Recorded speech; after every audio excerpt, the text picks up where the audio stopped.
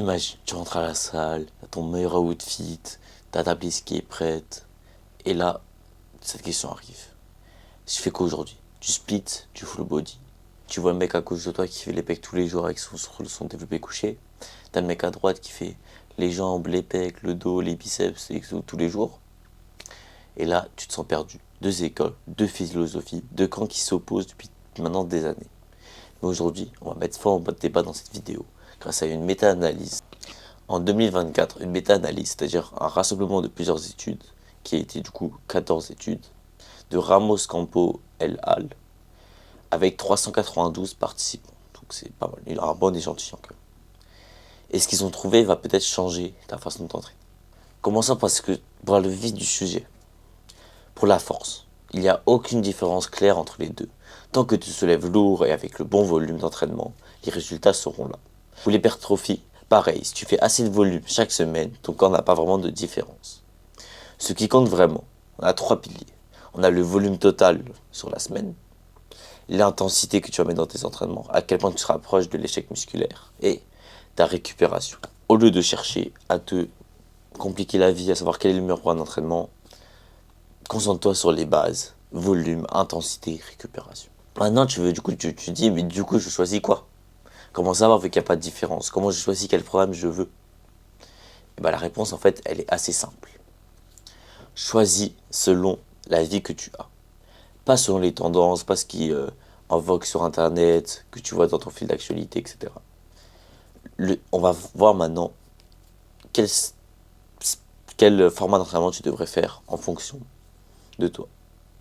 Le split, c'est parfait si tu aimes, tu aimes faire des longues séances et bien ciblé, avoir qu'un seul groupe musculaire à taper. Par exemple, aujourd'hui, je vais taper que les pecs et je tape que les pecs. Bah, si t'aimes bien ça, fais du split. Si tu peux t'entraîner 4 à 6 fois par semaine, bien sûr, si tu t'entraînes 2 fois par semaine, tu peux pas taper tous les muscles une fois par semaine, et chaque séance. Tu es obligé de t'entraîner minimum 4 à 6 fois par semaine. Et après aussi, ce que tu peux avoir, c'est que tu veux pousser ce groupe musculaire dans ses retranchements et appliquer le maximum d'intensité pendant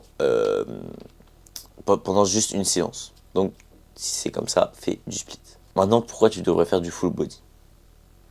Si tu as peu de temps, mais tu veux que chaque séance compte. C'est-à-dire si tu n'as pas beaucoup de séances dans la semaine, et bah tu vas faire le full body. Et comme ça, tu auras une fréquence x2, qui est quand même mieux pour l'hypertrophie, et tu pourras taper tous les muscles.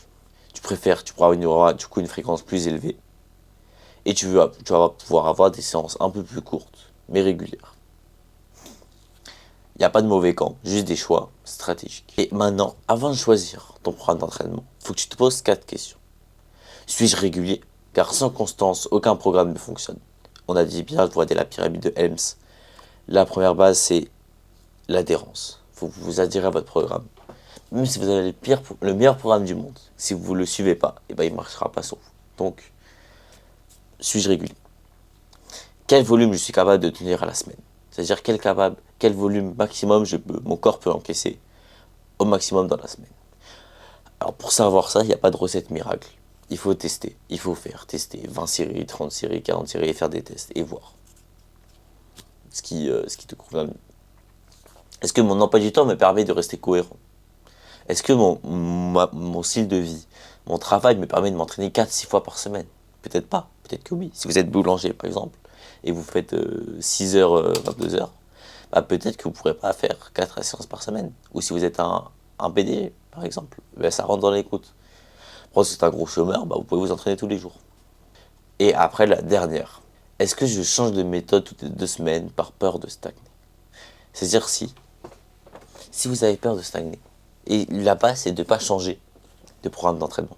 Donc une fois que vous avez choisi votre programme d'entraînement, vu qu'on a vu qu'il n'y a pas de différence, vous ne pourrez pas stagner. Si vous stagnez, c'est pas à cause du programme d'entraînement, c'est à cause de votre façon de vous entraîner et des autres piliers qu'on a vu, volume, intensité, récupération. Donc, ne changez pas de programme toutes les 2 semaines, s'il vous plaît. Gardez-le. Et vous verrez que le travail paye et que ça va payer. On a toujours un ancien de la salle, le yeuve de la salle, là, qui dit qu'il a 300 euros de coucher quand il avait 18 ans. Qui dit, ouais, moi je vais faire du split.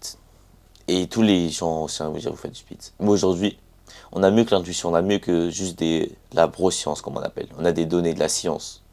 Donc le meilleur programme, c'est celui que tu peux suivre avec plaisir, régularité et intensité. Split ou full body, peu importe. Fais les choses bien, fais-les à fond et surtout, fais-les pour longtemps. J'espère que cette vidéo vous a plu.